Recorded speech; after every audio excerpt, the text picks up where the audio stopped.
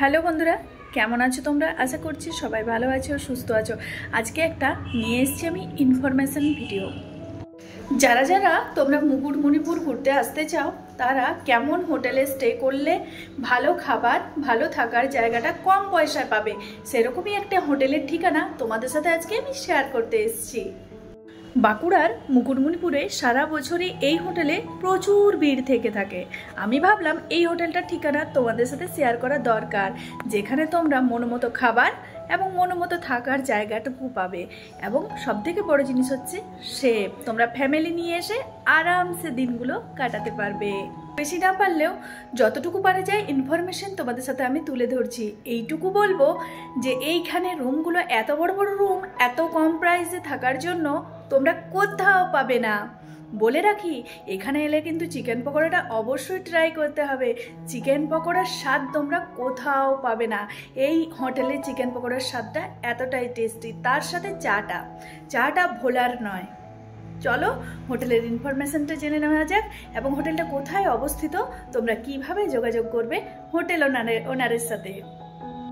আমি এখন দাঁড়িয়ে আছি 102 নাম্বার রুমে এবং এই রুমটি অন্য রুমগুলোর তুলনায় একটুখানি ছোট, কিন্তু সেটাকে কিন্তু ছোট বলা চলে না, অনেকটা বড়। আমি এখানে হোটেল ওনারদের কাছে পারমিশন নিয়ে ভিডিও বানাচ্ছি। প্রত্যেকটা রুমে ঢুকে ঢুকে তোমাদের জন্য ভিডিও কালেক্ট করছি, যাতে করে তোমাদের সত্যি সত্যি কোনো অসুবিধা না হয় বা তোমরা এখানে আরামসে যটা দিন এনজয় করতে আসবে এনজয় করতে পারো। আর বলে রাখি, এখান থেকে মুকুটমণিপুরের দূরত্ব মাত্র 6 থেকে 7 কিলোমিটার, এর বেশি কিন্তু নয়। 6-7 কিলোমিটারও হবে না, তারও কম। যাই হোক, খুবই দারুণ একটা জায়গা, মনোরম, থাকা খাওয়া সব কিছুর সুবিধা এখানে তোমরা পেয়ে যাবে। এখন আমরা জানবো এই হোটেলটি তোমরা কিভাবে পৌঁছাবে এবং এখানের লোকেশন বা মুকুটমণিপুরের কোনখানে এই জায়গাটা অবস্থিত। চলো দেখে নেওয়া যাক। এই যে তোমরা হোটেলের বাইরেটা দেখতে পাচ্ছ, এটা হচ্ছে একদম রাস্তার পাশে। তোমরা খাতড়ায় ঢোকার পর, যখনই খাতড়ায় চলে আসবে, ঢোকার পর সোজা রাস্তা বেয়ে মুকুটমণিপুর রোড দিয়ে আসবে। আসার পর সোজা মুকুটমণিপুর দিকে যেতে ডান দিকে পড়ছে হোটেলটা, ঠিক LIC অফিসের অপোজিট সাইডে। যদি লোকেশন খুঁজতে অসুবিধা হয় অবশ্যই গুগলে দেখে নিতে পারো তোমরা, বা তোমরা যদি লোকাল কাউকে জিজ্ঞেস করো তাহলে তারাও কিন্তু LIC অফিসে বা সৌরনীল রেজেন্সি বললেই লোকেশনটা দেখিয়ে দিতে পারবে। এই যে আমরা হোটেলের ভেতরে ঢুকে গেলাম, হোটেলের যতটুকু তুলে ধরা যায় ভিডিওর মাধ্যমে তুলে ধরছি। কত সুন্দর ডেকোরেশন, পুরো হোটেলটার মুখে বলে বোঝানো যাবে না। যারা যারা এসে অনুভব করতে চাও তারা তাড়াতাড়ি চলে এসো। এইবারের ভ্যাকেশনে কিন্তু মুকুটমণিপুর আসা চাই। প্রথমে হোটেলে ঢুকে একটা বড় জায়গা, অনেকটা স্পেস, তারপর ডান দিকে রয়েছে একটা কাঁচের গেট দেওয়া এরকম রুম, সেখানে বিয়ে অনুষ্ঠানে ভাড়া দেওয়া হয়। এরপর ভেতরে যাচ্ছে এরকম ডেকোরেশন করা একটা দারুণ বড় হল ঘর। আমি যেদিন এখানে স্টে করেছিলাম সেই দিন একটা বিয়ে বাড়ি ছিল এবং ঠিক তার পরের দিনও আরেকটা বিয়ে বাড়ি ছিল। এত সুন্দর কম পয়সায় এত বড় হোটেলে বিয়ে বাড়ির জন্য কিন্তু তোমরা বুকিং করতে পারো, যদি খাতড়ার আশেপাশে কারো পরিচিত আমার ভিডিওটা দেখে থাকো। যাই হোক, এত সুন্দর ডেকোরেশন, পরিষ্কার পরিচ্ছন্ন, দেখেই মনটা পরিষ্কার হয়ে যাচ্ছে। যাই হোক, আমি ভিডিওটা যতটা সম্ভব তোমাদের সাথে শেয়ার করার চেষ্টা করছি হোটেলের আনাচে কানাচে। যারা যারা ট্যুরিস্টের প্রচুর মানুষ কলকাতা থেকে এবং বাইরে থেকে এসে এখানে থাকেন, তো আমি বলবো যে ঘরোয়া এই জায়গাটা অবশ্যই চয়েস করবেন। অন্য হোটেলের ব্যাপারে জানি না, তবে এই হোটেলে সমস্ত কিছু দিক থেকে তোমরা সিকিউর থাকবে। একদম বাইরে হোটেলে চলে এসেছি, তোমরা দেখতেই পাচ্ছ।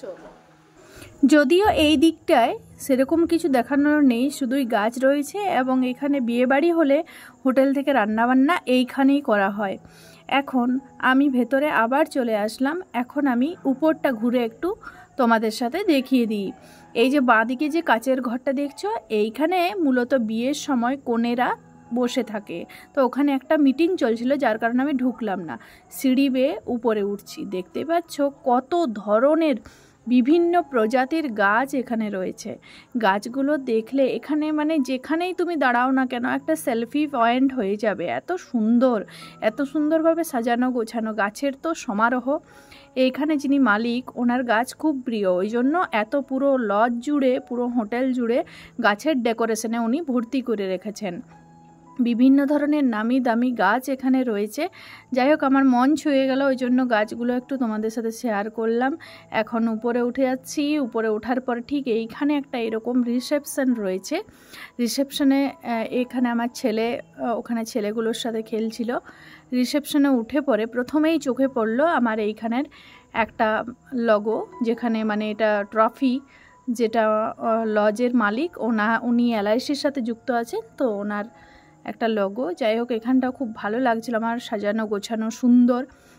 এখন আমি চলে যাব যে এইখানে তোমরা স্টে করলে কোথায় খাওয়া দাওয়া করতে পারবে, বা বাইরে থেকেও যদি খাবার খেতে আসো তাহলে কোথায় খাওয়া দাওয়া হয় সেই জায়গাটাতে। কি দারুণ, কি অপূর্ব ডেকোরেশন, বলে বোঝানো যাবে না। খাতড়ার মতন একটা জায়গায় এত সুন্দর হোটেল ভাবা যায় না। এটা আমি হোটেলের ভেতরটা এখনও দেখাইনি, ভেতর দিয়ে ঢুকে যে সিঁড়িটা বাইরে থেকে দেখা যাচ্ছে সেই সিঁড়িটা একটু দেখিয়ে দিলাম।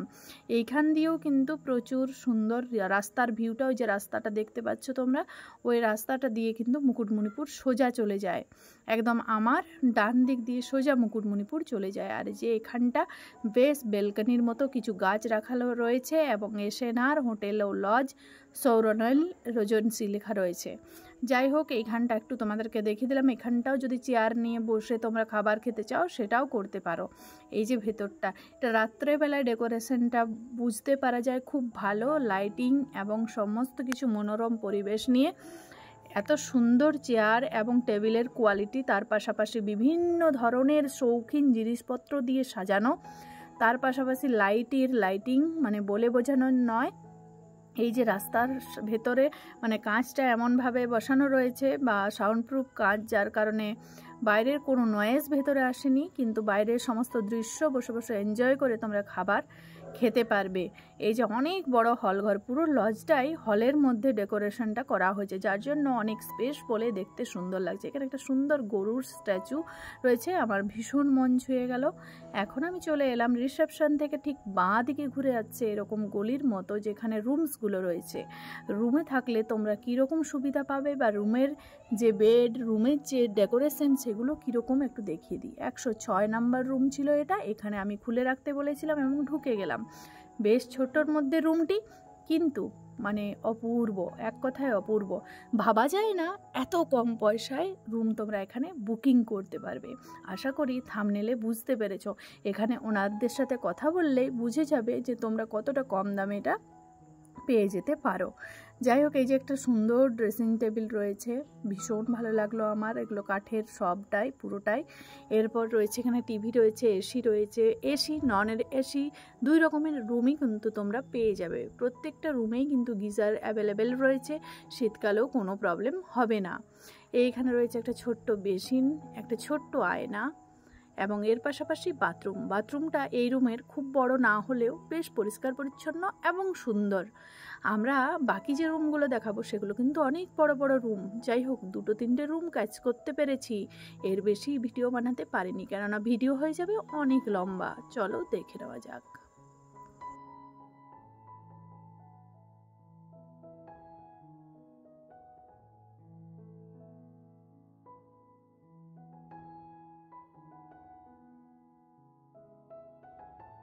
এরপর সোজা চলে গেলাম 107 নাম্বার রুমে। 107 নাম্বার রুমটা আমার মন ছুঁয়ে গেল। এত বড় রুম ভাবা যায় না, যদিও ডাবল বেডের ছিল। আমার ছেলে বেড পেয়ে ফাঁকা বেডে ঝাঁপ দিতে শুরু করলো বিছানার উপরে একেবারে। এখানে রয়েছে একটা সোফার ডেকোরেশন, সাথে রয়েছে একটা ছোট্ট মতো টি টেবিল, ছোট কিন্তু নয়, বেশ বড়ই কিন্তু। এখানে আমার ছেলে একদম ঝাঁপ দিয়ে যাচ্ছে। এরপর আমি চলে গেলাম ভেতর দিকে। এই রুমের বাথরুমটা এত বড় যে মোটামুটি একটা বেড সুন্দরভাবে পাতা যাবে। এখানে রয়েছে একটা ছোট্ট বেসিন, সাথে রয়েছে ড্রেসিং টেবিল। এই দেখো, বাথরুমটা এত বড় যে এখানে একটা বেড, মানে ছোট সাইজের বেড সুন্দর পাতা যাবে, যদিও ক্যামেরাতে এতটাও ক্যাচ করা যাচ্ছে না যতটা বড়। এইখানে রয়েছে আবার একটা ছোট্ট সোফা, ভীষণই দারুণ ডেকোরেশন করা একটা হোটেল।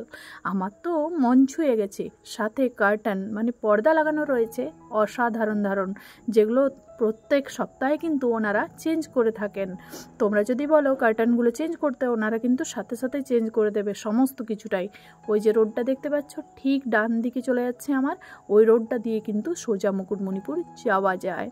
তো এখানে রয়েছে একটা ছোট্ট ব্যালকনি, সেখানে রয়েছে চেয়ার কিছু। তোমরা এখন ঘড়িতে পাচ্ছে 1:05, দুপুরবেলা ভাত খাবো এখনই, তারপর আমরা বেরিয়ে যাব এখান থেকে, চেক আউট করবো। কিন্তু তার আগে আরেকবার চিকেন পকোড়া অর্ডার করলাম। অবশ্যই তোমরা এর স্বাদ কিন্তু নিও, দারুণ খেতে।